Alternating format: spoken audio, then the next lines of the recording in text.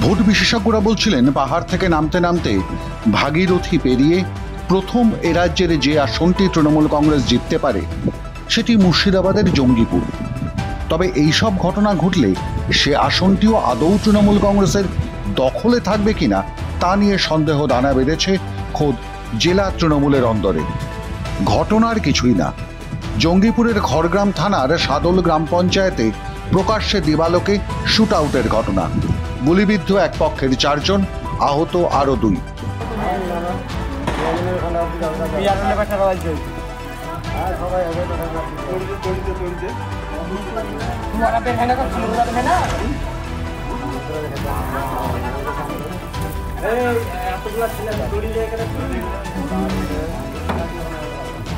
পুলিশের প্রাথমিক অনুমানে জমি দখলের বিবাদ থেকেই দুপক্ষের মধ্যে চলে গুলির লড়াই।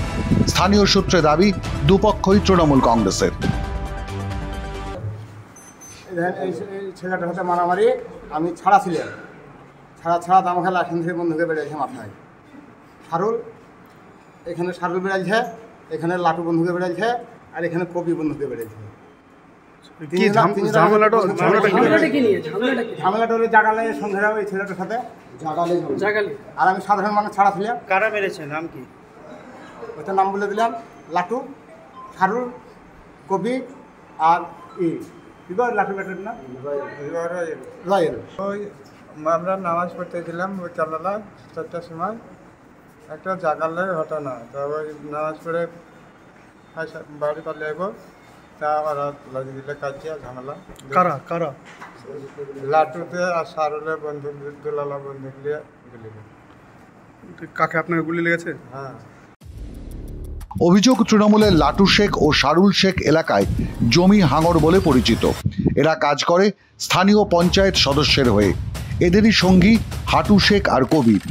নদী বাঁধের জমি দখল, অন্যের জমি নিয়ে নেওয়া, দলিল বদলানো, অর্থাৎ জমি সংক্রান্ত যে কোনো বেআইনি কাজ এদের বাঁয় হাত কাখেল। এরাই দলবল নিয়ে এসেছিল তৃণমূল কর্মী আহাদ শেখের নদীর ধারের 3 কাঠা জমি দখল করতে। সেখান থেকেই প্রথমে বচসা, বিরোধ, কথা কাটাকাটি, তারপরই বেরিয়ে পড়ে দোনলা আর 1 শটার। অভিযোগ, প্রায় 18 রাউন্ড গুলি চলেছে দুপক্ষের মধ্যে। আর ওসি বাবু উনি ভালো, উনি না গেলে আমি মার্ডার হয়ে যেতাম। মসজিদের মধ্যে নামাজ পড়ছিলাম, আসরের নামাজ। ওই মুহূর্তে একবার 10-15 জন ওরা গিয়ে, নয়ন, আপনার আলা, আপনার পিয়ারুল আর মাফিরুল, এরা গিয়ে আমাকে মসজিদের ভিতরে মারেন। এই দিন সব ফুলি দিয়েছে, মেরে সব বন্ধুকে বাসে আর লোহার রডে আমাকে মারেছে সব মসজিদে। কে নিয়ে এলো আপনার? থানার ওসি বড়বাবুর পুলিশ প্রশাসন দিয়ে আমাকে মসজিদে বার করে দিচ্ছে।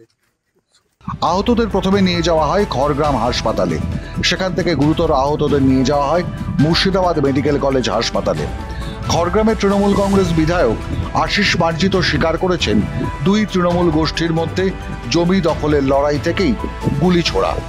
এক কদম এগিয়ে ব্লক কংগ্রেস সভাপতি আবুল কাসেম জানিয়েছেন, জঙ্গিপুরে তৃণমূল এতটাই শক্তিশালী, পুলিশ প্রশাসনকেও পাত্তা দেয় না।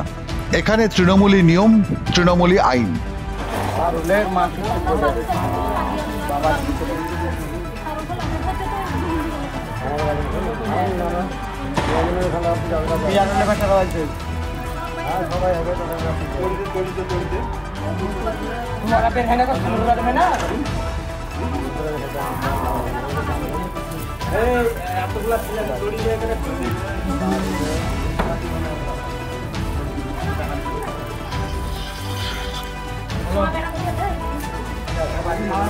গোটা গ্রাম এখন থমথমে, দুপক্ষই রোষে ফুটছে।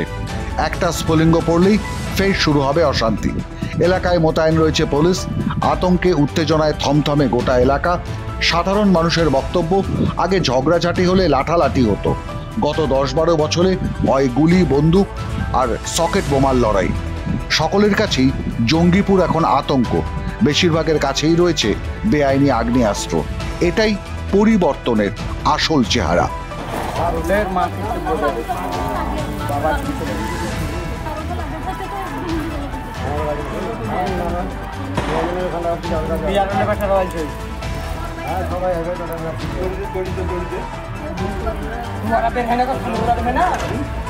সে কারণেই আশঙ্কা নির্বাচনের আগেই জঙ্গিপুর এলাকা থেকে এসব বেআইনি অস্ত্র উদ্ধার না করা গেলে নির্বাচনে ফের রক্তগঙ্গা বইবে মুর্শিদাবাদের খড়গ্রামে।